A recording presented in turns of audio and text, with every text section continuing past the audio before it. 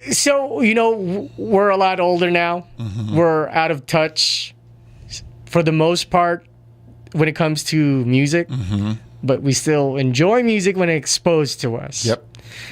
For those of you who are listening and watching, there's the issue of Eminem putting out an album, talking shit about a bunch of people, and then Machine Gun Kelly's one of the MCs that he talks shit about. Machine Gun Kelly claps back, Eminem claps back. I personally feel Eminem's too old to be involved in rap beefs. Rap beefs and rap battles. It's childish. What do you think about that? I'll give you an analogy. The analogy is, again, to get involved in beefs as like an older grown man, it's just like, that's already childish. You know what I mean? Like, don't get involved. Like, if someone was talking shit to Eminem, what does he have to prove? You know what I mean? Like, he's already done it, conquered it, made money, done stuff outside of rap.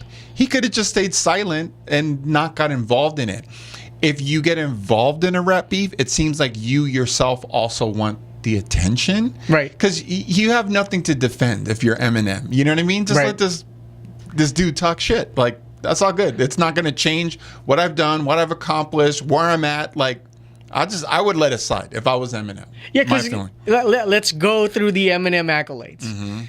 You have everyone from The Game to new school kids like Kendrick Lamar that goes, dude, I will not battle Eminem. Yeah. So Redman, I remember Redman was like, I would not even think to battle Eminem. Right. Unfuckwittable. Yep. Right? So there's the creative accolades. Yep. From the MCs. Yep. Right? He and Dilla are probably one of the biggest representatives of Detroit. Yep. So as far as for being creative, you're up there. Yeah. He's made some money. Dr. Dre's mentorship. Yeah. He's good.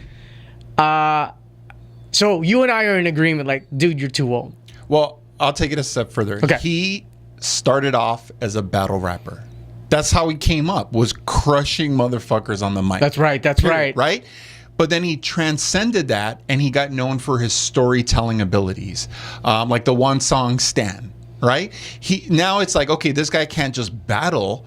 He can, like, tell stories. And I think he has something to say. I think he transcended stupid beefs and like battle rapping. So to step back to that in a way, it's like for his career, it's like he's taking a step backwards. So again, I just don't see it necessary. It's like, dude, like, I've already came up as a battle MC. I will crush you. You're not even worth my time. And by giving this dude the time of day, it's like you're almost validating him, like, oh, I got to Eminem. Sure. Again, I would have just stayed quiet. I have one excuse for him. Okay. And I want to get your reaction. Maybe it's because he's been so out of the game. He wanted to beef with everyone just to get a reaction so he can do album sales. Or or get back into notoriety relevant game.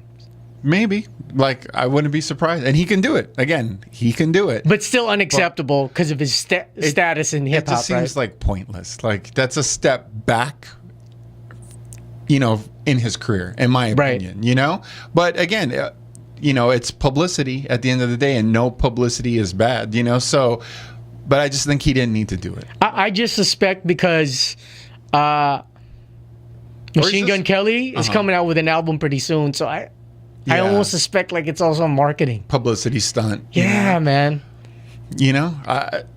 Still, the only one benefiting then is Machine Gun Kelly, not That's true. Eminem.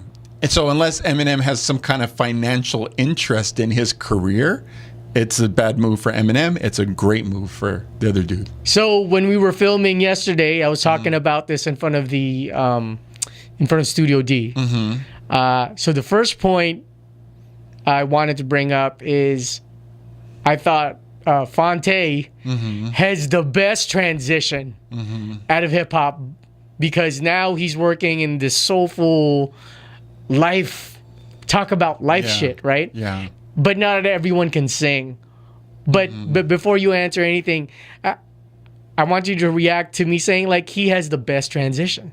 out of hip hop. It's a graceful, organic. To still be on the mic, though. Exactly. Organic transition. Like, the guy's multi-talented and he's just letting out more of his talent over time. You know, if he's doing more of the or like Eminem, he got people's attention with rap, you know, being a battle artist. Sure. You know, with Fonte, he was strictly, let's say, an MC in the beginning. Maybe he didn't do as much singing or like life coaching, you know, but as he's matured as an artist and as a man, he could do that. And it makes sense to do it. So that is, like you said, that's a great evolution of a career. Whereas Eminem, again, to go back to it, it seems like it's stepping backwards. You know? Right. So I don't know. Like, but don't you think Ninth Wonder's also doing it right? Speaking of, you know, Little Brother. Yeah.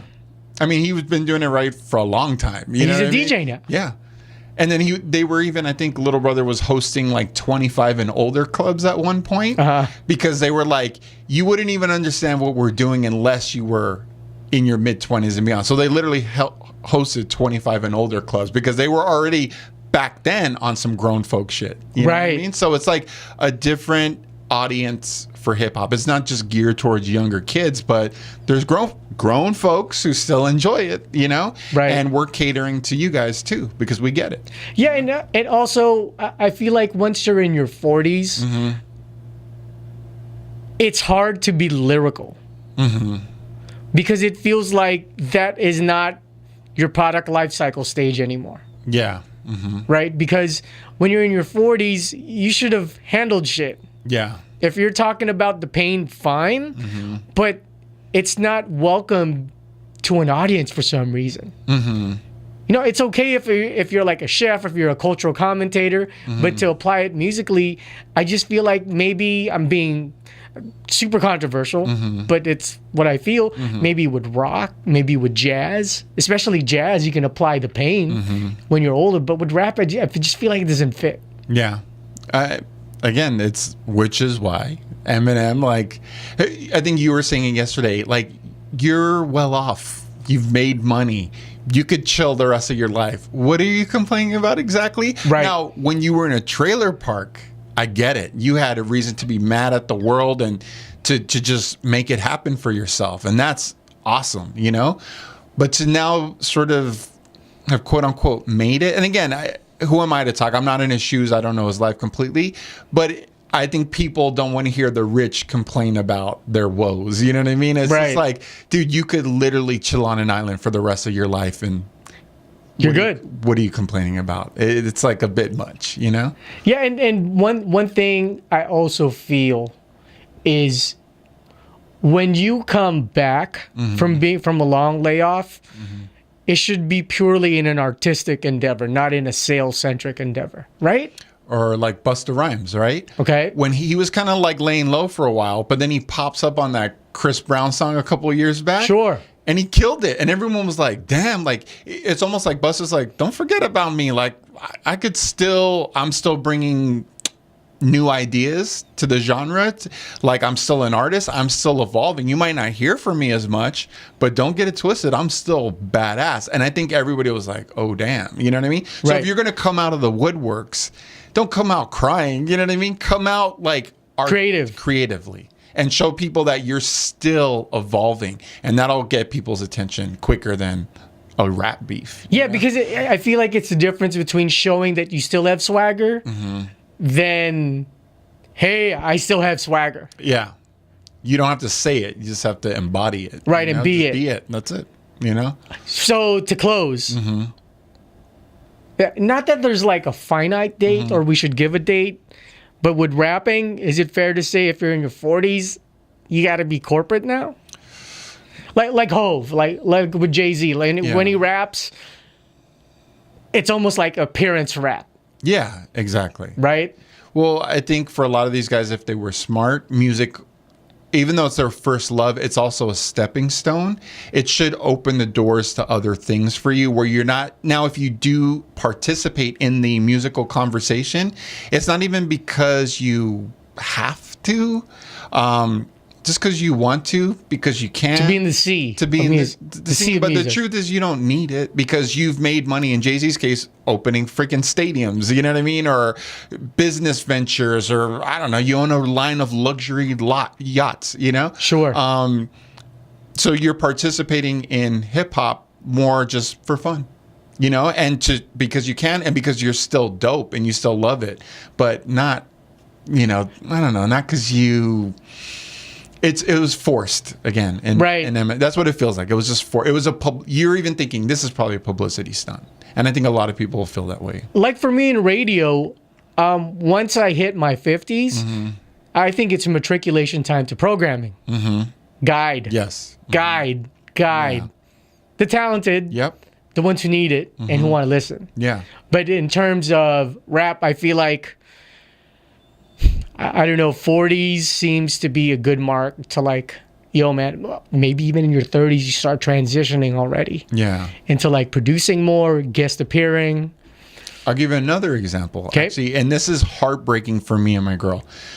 We love Jamiroquai, right?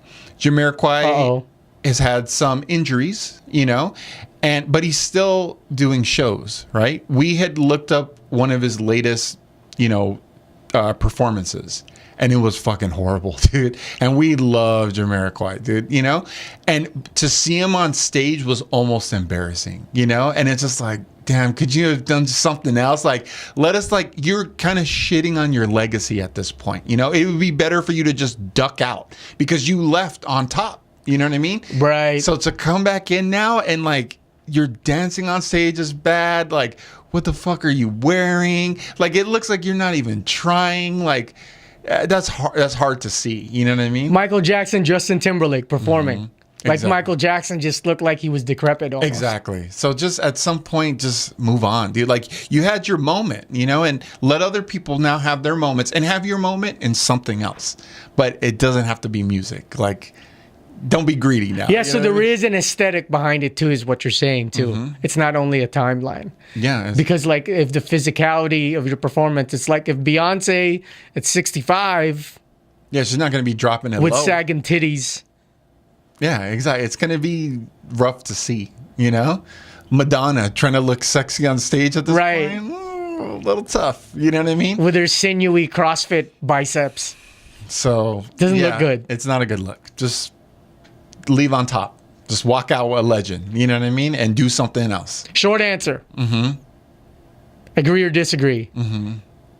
Jazz is probably one of the more acceptable, longer lasting musical genres to be in, right? Agree. Jazz, right?